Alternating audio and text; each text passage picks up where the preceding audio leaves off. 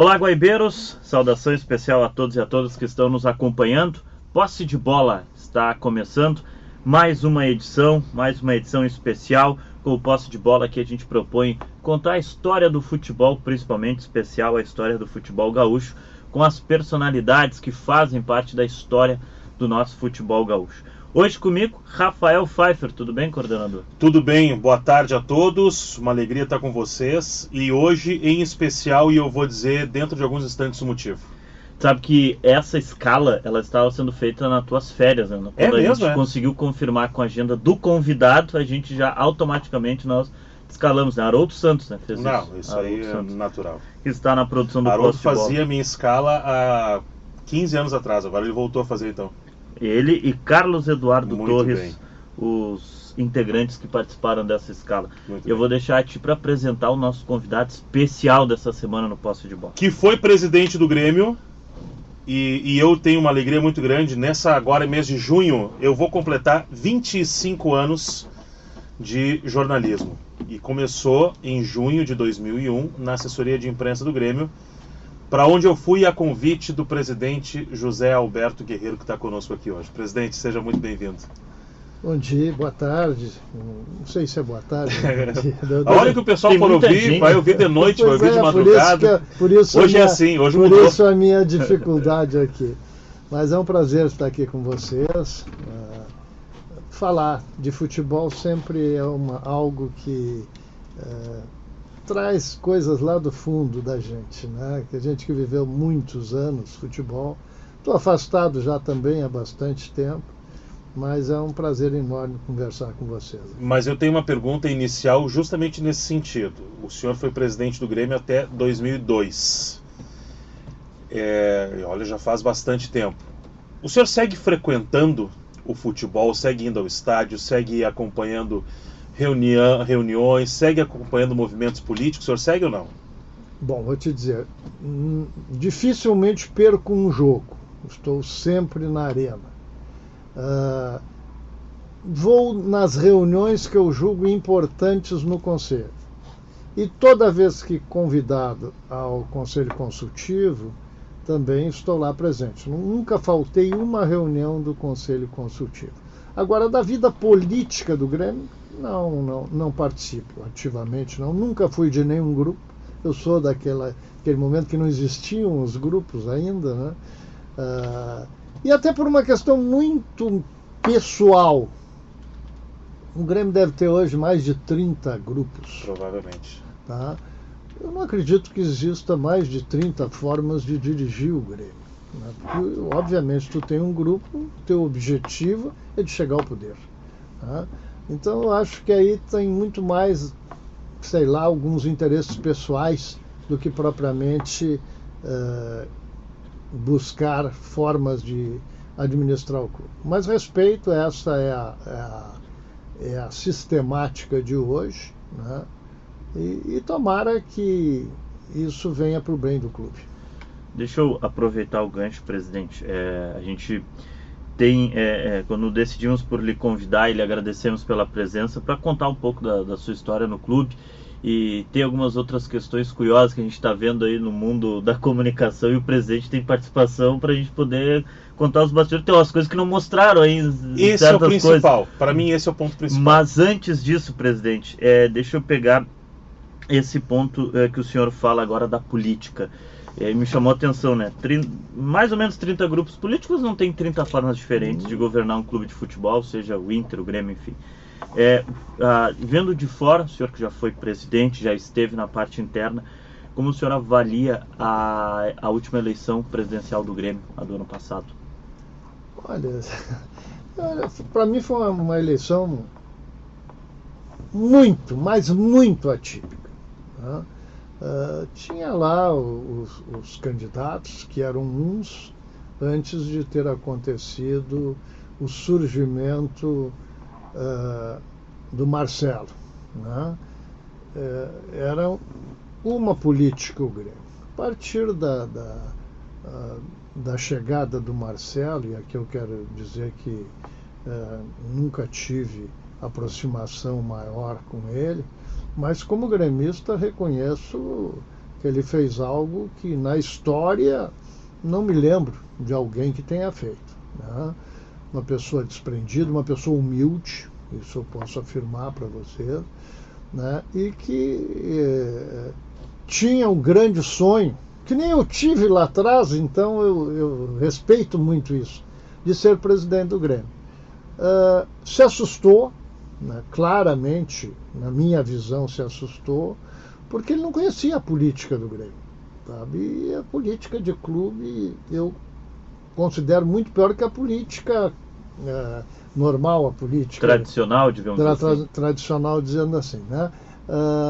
É muito pior, porque lá mistura não só os aspectos políticos, como a emoção, o amor pelo clube, que não faz parte da política tradicional, né? Então ele se assustou um pouco, né? Mas quem sabe lá amanhã ou depois ainda vem, porque ele é um grande empresário, né? E pode ser que amanhã ou depois volte ao clube. Mas o que eu digo que foi uma eleição atípica por isso, a influência dele e um apoio mesmo que não explícito, mas com pessoas que estavam junto com ele numa chapa, o resultado só poderia ter sido. Presidente, o Paulo citou agora há pouco aí que a gente está vendo algumas coisas no meio da comunicação que o senhor, de certa forma, vivenciou de perto. A gente está falando sobre o documentário do Ronaldinho. O senhor assistiu o documentário? Assisti. A pergunta que eu faço o senhor não dá nenhum depoimento ali, o que tem são imagens lá da época de 2001, né, imagens recuperadas. O senhor foi procurado em algum momento? Não fui. Mas se tu olhar o documentário, tu vê que eu não poderia ter sido procurado. Sim. Não teria por que ser procurado. Porque, aliás, quem conhecia a história, não só eu, o Dr. Bellini, o Dr. Jaime Eduardo, todas as pessoas poderiam dar um depoimento do realmente o que aconteceu na época, né? Mas eu posso aqui dizer para vocês com toda a tranquilidade do mundo o que aconteceu. Primeiro que na época, e tu estavas lá, tu te lembra, nós da direção fomos muito acusados de ter deixado o Ronaldinho ir embora. Sim. Como se nós tivéssemos algum poder para impedir. Hoje é normal, né? Tu sabe que um jogador tem um contrato, que os clubes não escalam ele próximo do final do contrato, enfim, mas se ele 6 meses antes pode fazer um contrato com quem quiser e vai embora e não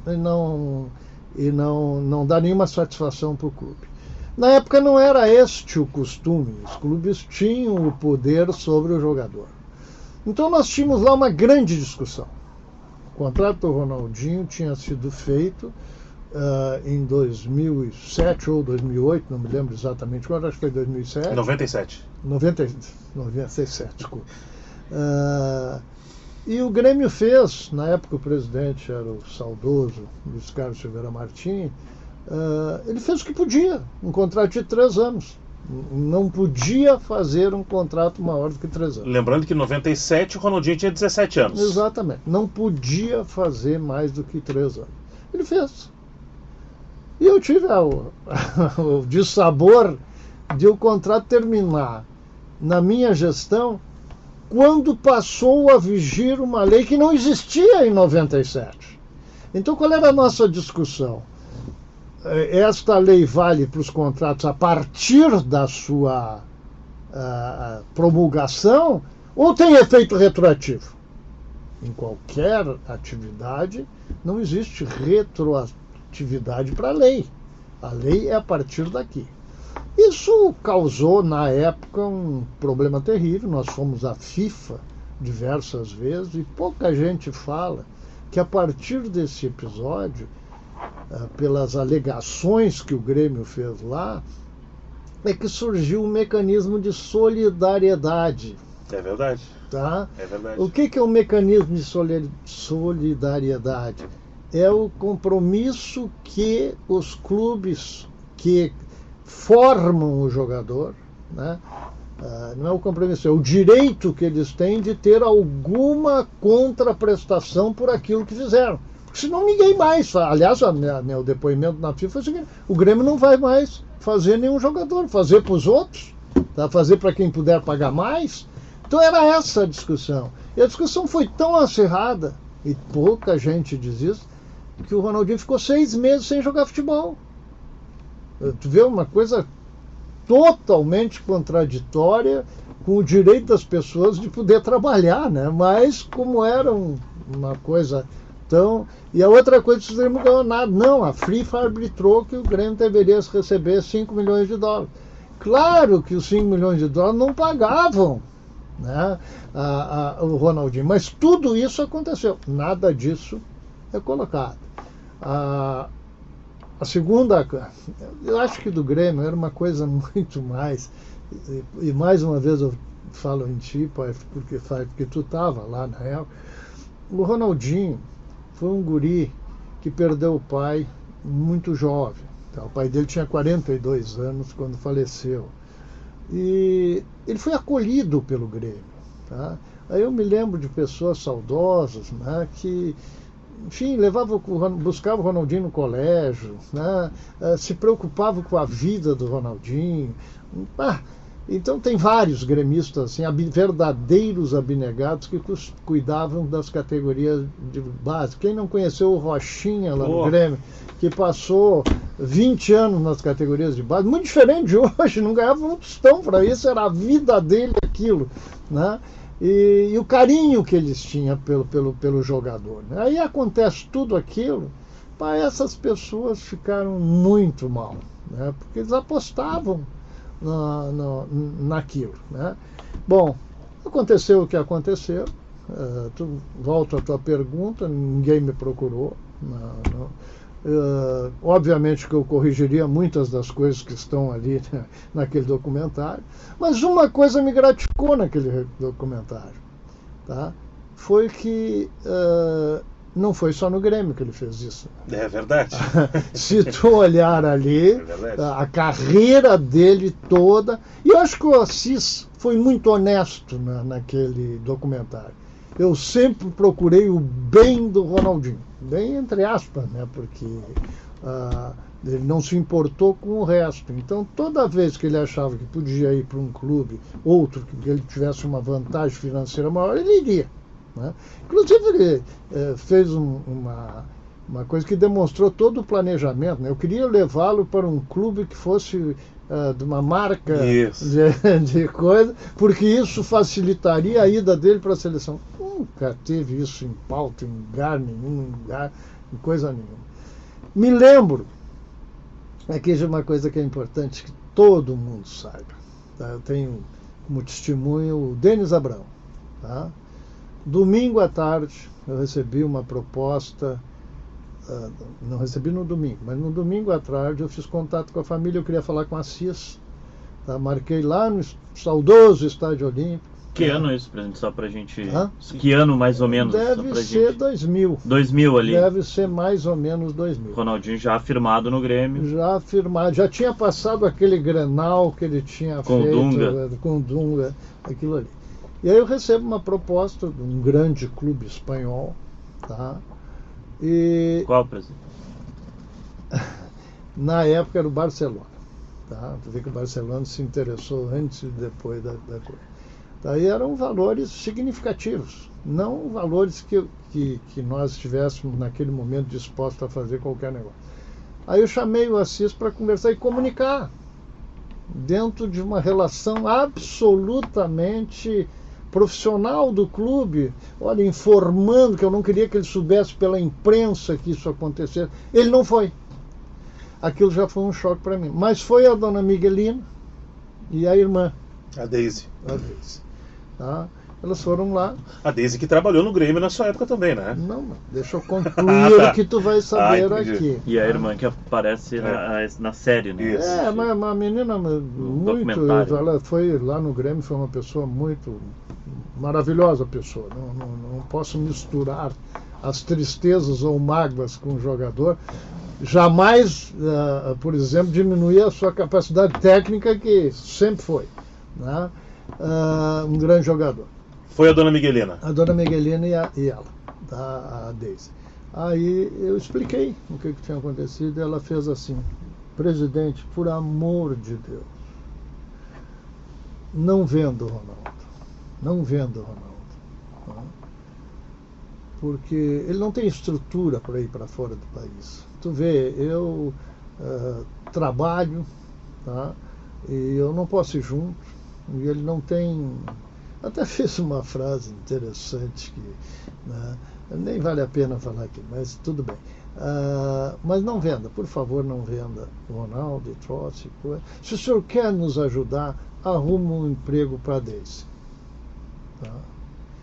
E conversamos lá no Grêmio e acabamos colocando a Daisy lá, que participou muito do clube. Ela era uma pessoa muito, vamos dizer assim, comunicativa, enfim, tá? E foi isso. Aí, quando de repente surgiu tudo isso, né, eu procurei conversar, mas aí já não tinha mais o que conversar. Mas ali vocês já vislumbravam um final de contrato, uma possibilidade de conversar do que vai ser feito? Já tinha esse alerta? Nós tínhamos uma lei, que era a que nós seguimos. A lei anterior... A lei do passe. A lei do passe. Então nós chegamos a publicar uma proposta ao Ronaldinho, que eram valores altamente significativos. Tá? Não pode esquecer que naquela época nós tínhamos a ESL. Isso, também tinha isso. Tá? E a ESL nos autorizou a fazer uma proposta que ele não ia ganhar em outro clube, do Brasil pelo menos, isso. Não sei por quanto que ele foi ganhando para o Paris Saint-Germain. Né? E naquela época o Paris Saint-Germain não era um clube de tanta expressão que nem hoje, era a segunda linha da Europa. Né? Então foi isso que aconteceu. Tá? O resto tudo. Tive uma oportunidade que o Assis foi lá no Grêmio e me procurou. E queria acertar por 5 milhões de dólares. Casualmente foi o que a FIFA arbitrou lá.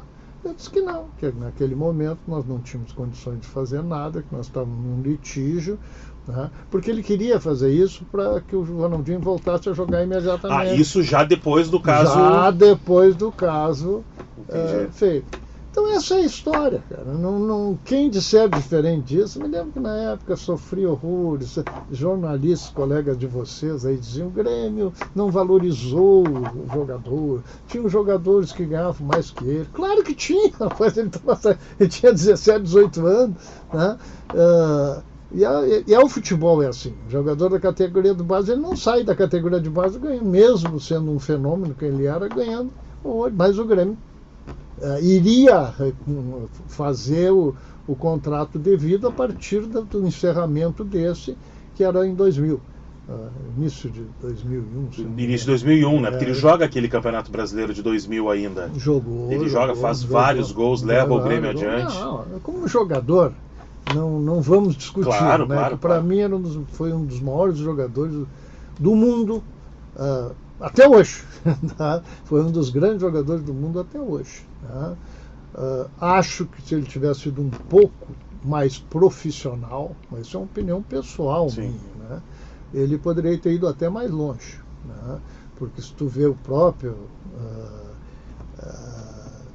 documentário, eles não escondem, né? As noitadas e coisas desse tipo, que claramente para um atleta, embora ele fosse um super atleta, afetam, né? Claro que afetam um atleta de alto rendimento. Até para pegar cronologicamente, o Ronaldinho ele ganha aquele sul-americano que é sub-17, né? Eu acho. E depois o Mundial, não? O Mundial. Ele ganha o Mundial. E aí, isso na época ainda com o Kaká, o presidente do Grêmio, né? E aí ele vai pro time do Lazzaroni. Isso aí acho que é 98. Ele começa a surgir ali pro 98 no time do Lazzaroni, né? Mas onde ele explodiu já era na minha gestão, quando ele foi convocado para a seleção profissional acho que foi o Luxemburgo. Foi o Luxemburgo. Que é o famoso jogo. E aquele gol que ele fez. E aí isso aí ali mudou tudo. Ele faz o jogo do... Foi da Copa América. Contra a Venezuela o gol. Ele faz a final do Gauchão no domingo, que dá a pancadaria lá do Edilson com o Paulo Nunes do Campeonato Paulista. O Edilson é desconvocado. E aí o Luxemburgo convoca ele no lugar do Edilson. Exatamente. Isso é 99. Né? Esse momento é 99. Ali o Grêmio sabia ali que... ele explodiu. Ali ele explode, o Brasil inteiro sabe quem é o Ronaldinho. Ali ele vira Ronaldinho Gaúcho, porque o outro Ronaldo era o Ronaldinho. Quem inventou foi o Galvão Bueno. Isso. Né? Era o Ronaldinho, e o outro era Ronaldinho também. Isso, o outro né? também era, então tinha que diferenciar. Podia ter sido outro mineiro, né? Podia ter feito, mas ele era mais jovem, foi. E aí teve depois, ele explode. Aquele ano de 99, ele acaba sendo um dos grandes nomes do futebol brasileiro, surgindo. E aí tem um episódio... Sem dúvida nenhuma, o maior jogador que surgiu no Rio Grande do Sul. Sim, eu não tenho dúvida disso. Aliás, por isso que nós estamos até hoje. Passados 20 anos, nós estamos falando sobre ele. E aí tem uma virada, presidente, que o ano 2000 entra a ISL, né? E aí todo o holofote que vem para cima do Grêmio, com essa ideia de... Querendo ou não, hoje a gente ia chamar de SAF. Mas, né? Não era uma SAF porque o Grêmio preservava todas as suas, vamos dizer assim, as suas obrigações com sócios, enfim. Sim, tudo, sim. Tá? Nós tínhamos um parceiro na área de marketing. Perfeito. Seria isso. Perfeito. E a contrapartida é que eles também participavam no passe dos jogadores. Era essa. Inclusive o Ronaldinho não fazia parte do nosso negócio com a ESL. Ele já era tão diferenciado que nem isso nós quisemos colocar. Mas aí surge esse ano 2000 e aí tem aquele episódio, talvez essa proposta do Barcelona que o senhor se refere. Teve a situação do Arsenal, não teve também? Então eu só vou te dizer, eu já sei o que tu vai falar, foi a maior ação de marketing que eu já vi na minha vida. Embora tenha participado um pouco dela, mas foi a maior. Até hoje falam disso, né? Não vendemos crack. É isso que eu quero saber. Tá? A faixa Até não hoje, crack. me dá um outro exemplo de um lance de marketing que até hoje, 20 anos depois, tu fala. Não tem. Então, quer dizer, ao invés das pessoas olhar pelo lado negativo, não, ele foi muito positivo. E trouxe para o Grêmio um foco de vários clubes, que o Grêmio fez grandes negócios depois disso. Mas quem é que ele convenceu a fazer a foto, a imagem, estender aquela faixa? Na verdade, é o seguinte, o convencimento foi com a foto, só. Porque o resto foi uma ação de marketing, não foi decidida por 1000 pessoas, mas eu concordei, então assumi isso, não tem problema nenhum de assumir. Tá? Mas se tu depois faz uma retrospectiva, quantos jogadores o Grêmio conseguiu negociar, era exatamente o contrário do desejo. Mas quando tu diz para alguém que tu não faz, isso desperta nessa pessoa o desejo de fazer. Tá, entendeu? Era esse o objetivo. Tá? Quem era o Grêmio, quem é hoje o Grêmio para dizer que não vende um jogador? Não vende. Isso não tem como tu justificar isso. Né? E hoje muito mais do que naquela época. Mas o jogador quer ir, pode ter contrato. Se ele quer sair, acabou a relação com o clube. Aliás, isso eu acho muito injusto até hoje, nessa lei. Não vivo mais futebol, mas continuo dizendo, essa lei foi muito injusta com os clubes. Tá? Extremamente injusta com os clubes. Os clubes teriam que ter, né, uma possibilidade maior de manter os seus ativos, porque isso é um ativo do clube. Aliás, o grande ativo dos clubes são os jogadores. Né? E, no entanto, isso não aconteceu. Beneficiou os empresários. Absoluto. Bom, você sabe disso, né? É só vocês olhar ao redor aí quanta gente, né, mudou de vida a partir disso. Né? Não sei se só beneficiando, mas dando às pessoas competentes, não é qualquer um, tá cheio de empresário aí, isso é que nem jogador de futebol, né? Deve ter milhares de empresários, 3 ou 4 conseguem resultados muito bons. Né? Os outros não, é que nem jogador de futebol. A gente diz, um jogador de futebol, um cara... 95% ganha pouco mais que salário mínimo. É verdade. Esse é o Posse de Bola aqui na Rádio Guaíba, recebendo ex-presidente do Grêmio, José Alberto Guerreiro. Posse de Bola com o oferecimento de Banriway, a nova conta para crianças e adolescentes do Banrisul. Acesse o app Banrisul e confira Banrisul conosco aqui no Posse de Bola. Bom, para quem está nos acompanhando, a ideia, né, do convite do presidente surgiu justamente nós acompanhando a série do Ronaldinho pelo olhar jornalístico e todos curiosos, imagino, para saber como seria abordado a saída dele do Grêmio. E na série ela retrata muito rapidamente, tem o cunho que é voltado para o atleta, para o lado dele, e perfeito, né, tá lá para quem quiser acompanhar. Por isso nós pensamos, mas por que a gente não ouve o lado do clube? Foi aí que nós começamos a ali fazer o convite para bater esse papo, presidente. A gente ouviu, acho que esse resumo do que foi, né, o Ronaldinho. Surge, muda a lei, um craque jogando futebol, um craque, e o senhor falou bem, né, talvez o maior jogador revelado aqui no estado. Mas em que momento começa a ter a divergência do Grêmio com o lado do Ronaldinho, né, com o seu empresário? Nunca porque o senhor não suspeitou em nenhum momento que pudesse acontecer a saída dele como aconteceu. O que mais magoou todos no Grêmio, não é só o presidente, é o fato que até o último momento, e se vocês verem as entrevistas, ele dizia que estava muito feliz. Eu estou feliz, eu estou contente. Essa estou feliz, estou contente. Tá? A mãe, coitado que Deus a tenha, já não está conosco aqui, dizia que o Grêmio era a família deles, que o Grêmio era... né? Então, até tu poderia ter um pé atrás com isso, mas tu não imaginava que fosse assim.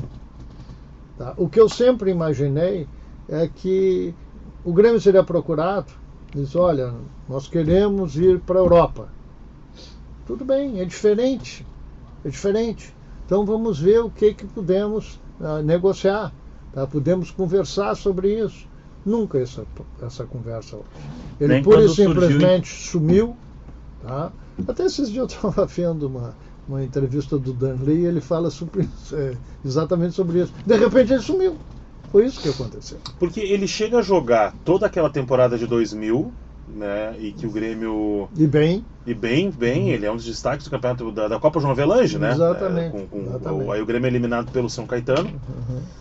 E ele chega a jogar os primeiros jogos da temporada de 2001. Quando terminava o contrato dele, e de repente ele desapareceu. E ali, que eu lembro na época, né, da gente estar acompanhando, de que em alguns momentos, não só o senhor, mas o senhor citou o Dr. Bellini, acho que o Dr. Antônio Vicente Martins também, Dr. Jaime Eduardo, sempre dizia assim, olha, não, a gente está esperando, a gente está tentando, a gente está vendo.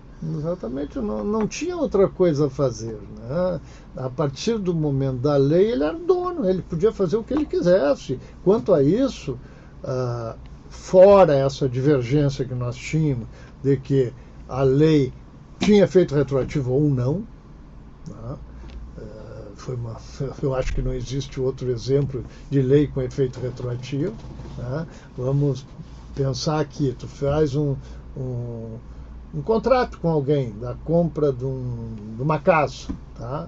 E que 2, 3 anos depois muda uma lei qualquer, tu não vai voltar lá o negócio que tu fez, né? Porque eu fiz aquele negócio naquele momento por aquelas condições que existiam, não por outras que pudessem existir lá na frente. Mas eles tinham pressa de que essa lei fosse, né, implantada, né? E foi isso que aconteceu. Eu poderia, né, dizer só da mágoa que todos nós lá no Grêmio ficamos com a forma que a coisa aconteceu. Tá? Que ele não ficaria mais no Grêmio, puxa vida, tudo bem. Agora, tem formas e formas de sair de um clube, especialmente de um clube que te deu toda a estrutura para tu chegar onde tu estava. Como foi a sua reação quando descobriu ou recebeu a notícia que ele estava indo jogar no Paris Saint-Germain? Olha... Como foi que o senhor descobriu, na verdade, pela imprensa? Sabia? Na verdade, foi uma declaração de um advogado, que agora eu não vou lembrar o nome dele, mas era um advogado que trabalhava com isso no futebol. Foi ele que deu uma declaração dizendo que no entendimento dele, e aí eu já vi que ele estava assessorando, que o Ronaldinho, a partir daquele momento, era livre, que não tinha que dar satisfação para ninguém. A partir dali eu vi que... embora nós tivéssemos outra tese, nós chegamos à conclusão que será uma briga de teses. Né? Aí o que nós fizemos? Entramos na justiça, né, aqui no Brasil, e foi declarado que ele não pudesse jogar enquanto isso não fosse resolvido. Levou 6 meses. Aí foi para a FIFA. Né, e lá na FIFA foi tudo aí que eu já relatei. Ele só jogou depois que ficou definido $5 milhões. Não foi bem isso. Foi... lá na FIFA se esgotou as coisas. A FIFA disse que a lei valeria para todos a partir daquele momento. E daí depois é que nós fizemos aquilo que eu te disse, de dizer que o clube deixaria de ser formador, tendo em vista que não tinha nenhum direito sobre o jogador. Foi aí que se criou, não exatamente no momento, mas logo adiante, o mecanismo de solidariedade. Presidente, 10 anos depois, o Grêmio quase trouxe o Ronaldinho de novo. Essa já é uma história que eu não conheço totalmente, como é que Mas aconteceu. Ok, essa aí eu vivi de perto e contei vários dos bastidores aqui também no programa. Mas eu queria saber como é que o senhor estava acompanhando, vendo de longe aquilo que estava acontecendo. Vendo de longe. E aí como torcedor, né? Aí, no caso como torcedor, e como tem que passou aquilo? Eu me considero amigo do Paulo Odoni, tá? E o Antônio Vicente Martins, que tinha sido meu vice-presidente, também estava junto com o Odoni naquele momento. Eu não acreditava, porque eu tenho a mania de que a partir das vezes que a pessoa me faz uma vez, eu estou sempre esperando que ela faça a segunda. Tá? Eu não era indiferente àquilo. Claro que eu queria um jogador que nem o Ronaldinho no Grêmio, mas eu tinha muitas dificuldades de acreditar que as coisas aconteceriam como estavam sendo divulgadas. Tá? Exatamente por isso. Tá? A mudança, sempre o Assis diz isso nesse como é que, documentário que eles fizeram, que sempre procurou o que era melhor, o que ele achava que era melhor. Então sempre poderia acontecer alguma coisa diferente. Não é por causa da declaração lá do presidente do clube lá, do Milan, né, que ele mudou. Não, ele mudou porque achou que era melhor ficar no Rio de Janeiro, né, na praia, e foi isso. Tá? Eu torci para que acontecesse, porque, como gremista, tu sempre quer os melhores jogadores no teu time. Agora, só por isso. Por nenhum outro, vamos dizer assim, predicado que eu visse nele, né, a não ser de jogador. Mas o senhor chegou em algum momento a ligar para o Vicente, sentir, Vicente, não. Estão fazendo isso mesmo? Não, nunca liguei. Nunca liguei, e o Vicente pode ser perguntado sobre isso, nunca liguei. Tá? E na época, se não me engano, eu tinha um grande amigo lá, já falecido, o César, não sei se tu conheceu. César, ele trabalhou bastante tempo com o Odoni, tá? Era um grande amigo meu do tempo de futebol. E nem para ele eu perguntei.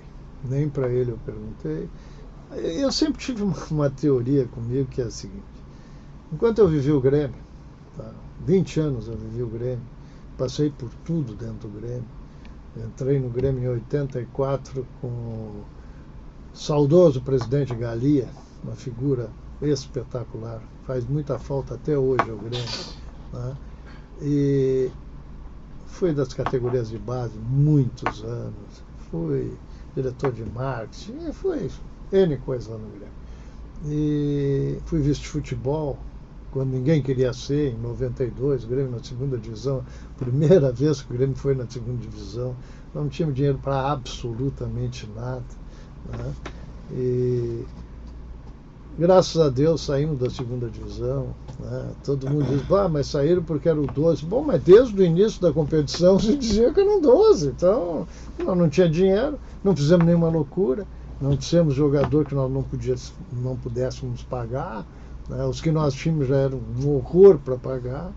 Né? E até que cheguei à presidência, fui candidato numa eleição que eu sabia que ia perder, obviamente, né?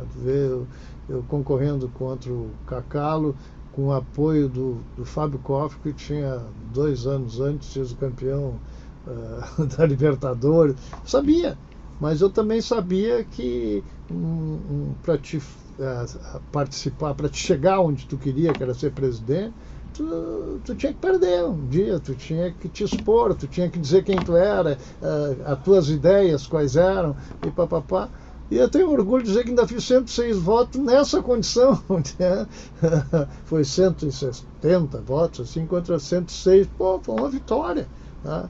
Na outra eleição, eu fui candidato e me elegi. Depois fui reeleito. Então, isso é vida de clube. Né? Isso é vida de clube. Agora, depois que eu saí do clube, eu tinha comigo o seguinte: agora eu tenho que abrir espaço para outros. Eu não vou ficar lá querendo impor as ideias que eu tenho. Não, agora vamos arejar o clube, que outras pessoas venham e coloquem as suas ideias. Né? Eu acho que um clube, assim, um clube associativo deve ser assim. Né? E foi isso que eu fiz. Tá? Depois eu tive um episódio muito sério, coisa que só a política explica, né? Que foi uma divergência, porque a SL quebrou. Essa é a verdade. O senhor acabou saindo como um vilão nessa história. Naquela época sim, tá? Mas eu tenho um grande orgulho, eu fui absolvido pelo Conselho do Grêmio 2 vezes, porque não tinha nada. Era discussões aberta, por exemplo, realmente existiram cheques para o Grêmio. O Grêmio não sei, porque era só GFPA. Tá, não estava escrita a palavra Grêmio. E outra coisa, endossado por pessoas que não tinham nada a ver com o Grêmio. Quem paga mal, né, tem que ver o que acontece. Agora imagina o banco que pagou algo que não era assinatura do Grêmio. Aliás, o Grêmio nunca recebeu um cheque que tivesse que endossar. Não era prática no Grêmio isso. Né? Nunca aconteceu isso. Mas tinha questão política, né, naquele momento. Até pela forma como as coisas aconteciam no Grêmio, eu tinha passado por uma eleição do Conselho, onde tu sabe que a influência do presidente para colocar associado, para colocar conselheiros, naquela época dependia do presidente, única e exclusivamente. Então, naquela época eu estava me tornando uma pessoa muito forte, né? E tu sabe que política de clube é algo impressionante. Tá? Então, foi resolvido, graças a Deus, não tem nenhum problema quanto a isso. Né? Mas, claro que naquele momento foi chato, mas hoje não leva. E é aquela história que a tua vida mostra quem tu é, não é um episódio da tua vida. Né? Então todo mundo sabe quem eu sou, o que eu fiz ao longo da minha vida, da onde eu vivi, né? Fui professor 17 anos da URGS, tá? Deixei por causa do Grêmio, que a paixão era tão grande, era incompatível, então passou. Banriway do Banrisul é a conta gratuita que incentiva a educação para crianças e adolescentes com controle dos pais pelo app. Acesse o app Banrisul. Banrisul conosco aqui no Posse de Bola, o episódio 62, recebendo José Alberto Guerreiro, presidente do Grêmio, falando conosco. Em especial, falamos também já do caso Ronaldinho. Podemos avançar um pouquinho? Vamos lá. Vamos para 2001. Vamos lá. Porque tem o título de Copa do Brasil aí nessa história, né? É verdade. Tem o título de Copa do Brasil e a pergunta que eu quero lhe fazer de bastidor. Eu cheguei bem pouquinho depois ali. O Marcelinho Paraíba pediu para ficar? Não. Não pediu? A história do Marcelinho Paraíba, eu vou contar como foi a história do Marcelinho Paraíba. Eu estou vendo na arquibancada do Grêmio, que eu gostava muito de me sentar ali na arquibancada, tinha N pessoas que eu conhecia ali, gremistas verdadeiros, vendo um jogo de categoria de base. Tá? Que eu gostava muito de olhar também as categorias de base, sempre buscando algum jogador. Tá? E me lembro que em 99 eu vi o Polga jogando e disse: vem cá, tio, segure aí, nós podemos subir. Não, mas não sei o que, ele era centro médio. Tá? E acabou jogando. Mas o Marcelinho, eu estava ali sentado Daqui a pouco tinha um cara sentado atrás de mim que eu nunca tinha visto. Um alemãozinho, tu via que era alemão porque ele falava, mas era um alemão de Novo Hamburgo, assim, e aí ele, presidente, se me permite, eu tenho muitas ligações lá na Alemanha, e lá na Alemanha tem um jogador que ele quer voltar para o Brasil, né? Quer voltar para o Brasil, e eu acho que dá para fazer um negócio, e é um grande jogador. Eu lembrei, quem é esse jogador? O Marcelinho, Paraíba. Opa, mas assim do nada, foi assim a coisa.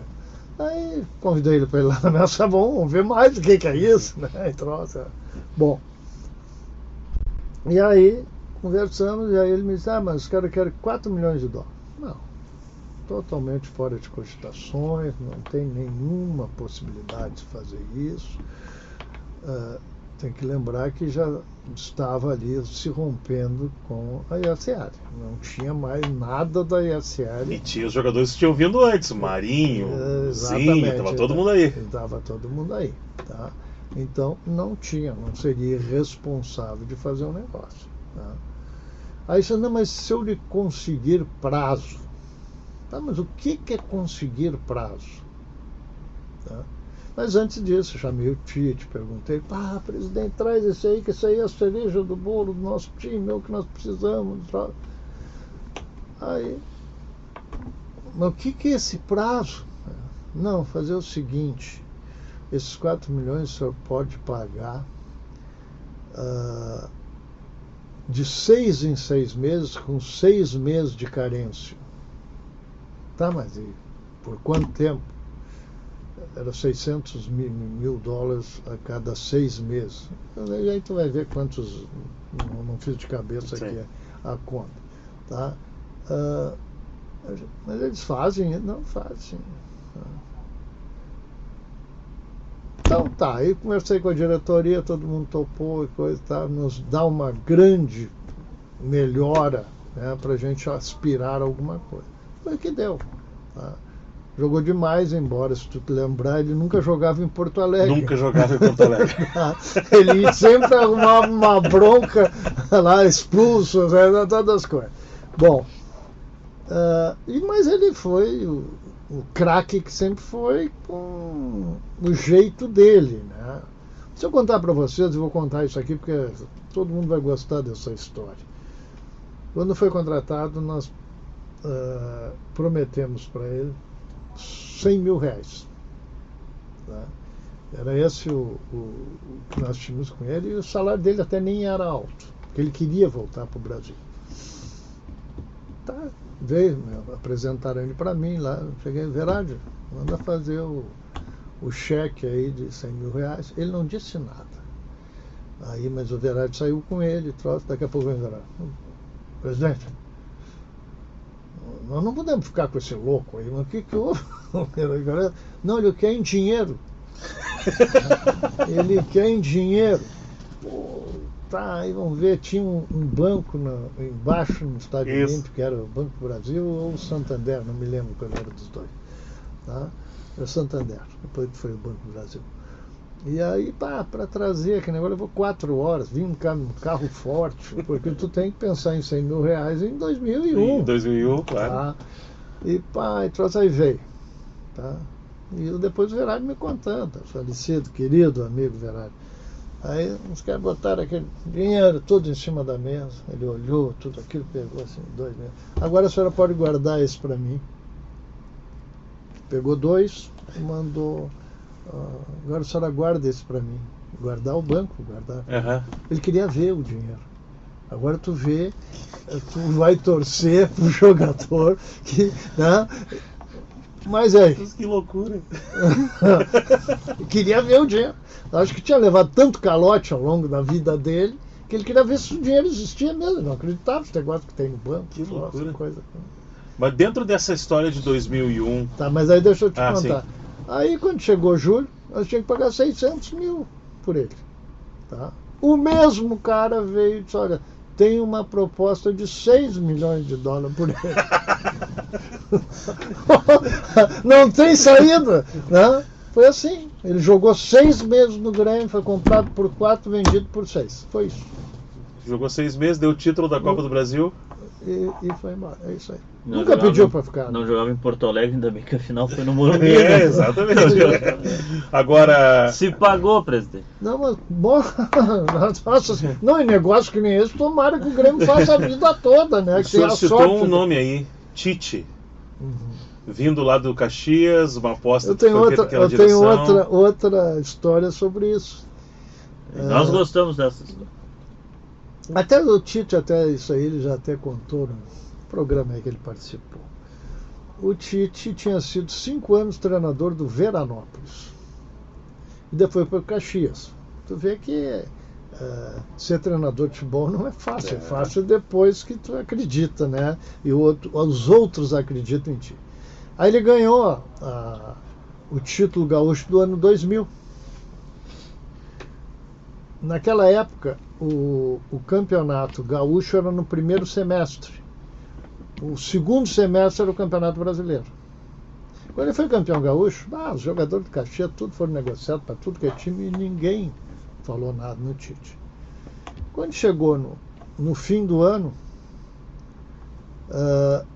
eu mandei procurar o Tite. Tá? Eu tinha sido reeleito no Grêmio e eu mandei o Pelaipe, que hoje voltou para o Grêmio depois de todo esse tempo, falar com o Tite. E ele veio a Porto Alegre. Aí ele queria um valor X lá de salário, eu ofereci metade para ele. Mas antes de qualquer conversa ele perguntou: eu gostaria de saber por que o senhor não foi me buscar depois que eu fui campeão gaúcho na metade do ano. Eu disse: por uma questão muito simples, filho. Se eu te trago aqui no Grêmio, tu é um treinador do interior, tu perde 3 jogos seguidos, a torcida me obriga a te tirar. Tu quer dizer, eu não vou nem te dar tempo de tu trabalhar, porque é assim que funciona o futebol. Agora, estou te trazendo agora no fim do ano que nós vamos jogar o Campeonato Gaúcho. E aí, se tu perder 3 seguidas, quem vai te tirar sou eu, não é a torcida. Foi assim. Mas eu tive uma ótima relação. O Tite é um grande caráter, uma grande figura humana. Tá? E ele foi um cara maravilhoso para o Grêmio. Ele amadureceu muito no Grêmio. Né? Ele queria trazer um auxiliar com ele, eu disse que não. Tá? Eu disse que não poderia. E até mexia muito com ele, com os dois, com ele e com o Xavier, de que eu fiz o casamento dos dois. Porque aí eu disse: aqui tu vai ter que necessariamente trabalhar com categoria de base. Nós temos um treinador na categoria de base que é um grande estudioso, uma pessoa maravilhosa. Quero que tu conviva com ele um tempo, vê se ele não pode ser o cara para trabalhar contigo. Trabalhou 20 e poucos anos. Que loucura, contigo, né? Saiu agora. Tá? Mas muito mais pela capacidade dos dois de se entender, e eles se completavam, né? Então essa é a grande história do Tite, dessas coisas da vida do futebol. Eu tenho mais um questionamento de passado também. Tá, deixa eu só fazer uma citação aqui e lembrar que o posse de bola, Pfeiffer, é com o Banrisul, já que nós falamos de dinheiro, carro forte e tudo mais. Banrisul, a nova conta para crianças e adolescentes do Banrisul. Banriway, do Banrisul, é a conta gratuita que incentiva a educação para crianças e adolescentes com o controle dos pais pelo app. Acesse Banrisul e confira o Banrisul conosco aqui no Posse de Bola. Posse de Bola de número 62, para quem também pode nos acompanhar lá no Spotify. Hoje recebendo o presidente José Alberto Guerreiro. 40 anos trabalho com o Banrisul na minha empresa. Olha aí, espetáculo. Viu? Só se o Marcelinho Paraíba tivesse o Banrisul lá, na época ele não ia precisar pedir para conferir todo o dinheiro como ele pediu antes. Pfeiffer, temos 6 minutos. Então deixa eu perguntar, presidente, reta final da sua gestão, reta final não, mas 6 meses antes de terminar a sua gestão, O senhor quase conquistou a Libertadores. Teve um Olímpia, teve um árbitro. Essa é uma das maiores tristezas minhas, porque nós tínhamos toda a condição de ser campeão. Para mim, pessoalmente, presidente, antes do senhor responder, o time de 2002 era melhor que o time de 2001. Nós agregamos muitos jogadores, né? Por exemplo, o Fabri, tá? Um jogador espetacular e um grande caráter, né? Eu aprendi com o futebol que é muito mais fácil tu lidar com grandes caráteres, né, para te fazer um grande time. E esse foi um grande jogador que o Grêmio conseguiu trazer. Gilberto, tá? Os maiores laterais que eu vi jogar. Com a camisa do Grêmio, eu não tenho dúvida que foi. Não, ele mesmo, esses dias eu vi na televisão dando uma entrevista dizendo que se eu tivesse jogado durante toda a minha carreira o que eu joguei no Grêmio, eu seria imbatível, né? Mas a questão toda, e quem pensa que não existem fantasmas no futebol, existem. Nós estávamos jogando contra o Olímpia, que fazia 100 anos em 2002. 100 anos.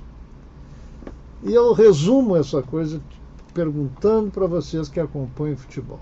Vocês já viram em alguma decisão nos pênaltis o juiz mandar cobrar de novo um pênalti? Não, se tu me trouxer uma de ideia. Eu nunca vi. E tem um lance que o Grêmio chegou a fazer o segundo gol, que daria a classificação. Claudio Miro nos contou desse lance aqui no poste de bola também. O Claudio Miro fez o gol, tá? E ele não estava impedido, não tinha nada de impedido. O Luiz Mário estava caído perto da bandeirinha de escanteio, tá? Não tem nada a ver com o jogo, porque a jogada dentro da área, ele estava lá fora da área, lá perto da bandeirinha. E aquele jogo deu uma confusão, né? Uma confusão bárbara quando ele mandou bater o pênalti. Aí o goleiro tinha pego, o nosso goleiro tinha pego. Eduardo Martini. O Jordanley tinha já sido suspenso num troço que ninguém sabe até hoje por quê. Diz que ele agrediu um bandeirinha, mas o bandeirinha nunca fez queixa disso, nunca aconteceu, e suspenderam o Danley por um ano. Tá? Bom, mas aí eu entrei no campo, apavorado, porque todo mundo queria bater no juiz, né? E eu fui do lado do juiz e mandei todo mundo sair, louco para eu bater nele. Mas tu tem que ter sangue frio naquela hora, né? E saí, tá? E fui levá-lo até o vestiário. Tá? Mas no caminho, ele só dizia para mim que aplicou a lei do jogo. Aplicou a lei do jogo. E papai, trouxe uma hora e me irritei. Mas então o que tu deu no impedimento? Aí, não, isso foi o auxiliar que sinalizou. Aí o auxiliar. Não. Eu só disse que só notei que havia um jogador adelantado. A interpretação é suja. Aí tu vê que a coisa é braba, né? É braba. Tá? Então foi isso que aconteceu. Tá? Tive um trabalho muito grande para evitar que o cara fosse agredido. Era um cara que falava muito bem português, assim, porque ele era da fronteira, ele nasceu em Passo, não sei, porque é ali perto de Uruguaiana. Tá? Então Passo de los Livres. Eu acho que é isso, né? E então ele falava muito bem, mas o lance do Claudio Miro foi terrível. Ele deve ter dito isso para vocês. Falou, sim, não tinha absolutamente nada para ser anulado aquele gol. Tá? E futebol é terrível, né? Lá no Paraguai mesmo, tá? O nosso jogo lá foi um crime, né? Foi um crime. Tá? E se fosse na regra do ano seguinte, o Grêmio estaria na final, porque fez gols lá no Paraguai e valeria o saldo qualificado. No ano que o Olímpia fazia 100 anos, o presidente era torcedor do Olímpia, na sede do Paraguai, tudo. Não tinha muito o que fazer, presidente. Não tinha, não. Impossível. Tanto é que foi campeão. Foi campeão. Né? Foi campeão. Não, olha que ninguém ganhava dele. Mas aquele time nosso era muito bom. Era muito bom. Tanto é que foi tranquilo para chegar até ali, né? Mas é difícil. Futebol é muito difícil. Presidente José Alberto Guerreiro, obrigado pela presença, por estar aqui conosco e contar um pouco das histórias, dos bastidores do futebol, presidente. Quando se passa 4 anos num clube, a gente tem muita história para contar. Muitas. Presidente, eu quero agradecer também, porque se eu comecei no jornalismo esportivo, pelos teus méritos, foi porque o senhor abriu uma porta para mim lá em 2001. Por teus méritos. E por ti e pelo Padre João. Meu Padre João, Padre saudoso João. Padre João, que nos deixou já há algum tempo e que nos aproximou. E um grande gremista. E um grande gremista. Fiz ele como é pároco do Grêmio, tá? E ele trabalhou muito com a gurizada das categorias de base lá. E depois até com o Grêmio, que foi campeão. Sim, com o Renato, né? Com o Renato. Renato tinha a verdadeira paixão pelo Padre João. Esse foi o Posse de Bola de número 62. Você pode nos acompanhar a qualquer momento no Spotify, Guaíba Esporte. A gente vai voltar na próxima semana com mais convidados. Hoje, Posse de Bola recebeu José Alberto Guerreiro, presidente do Grêmio. Posse de Bola para Banrisul, Banriway, a conta para crianças e adolescentes do Banrisul. A gente volta na próxima semana ou a qualquer momento no Spotify. Tchau!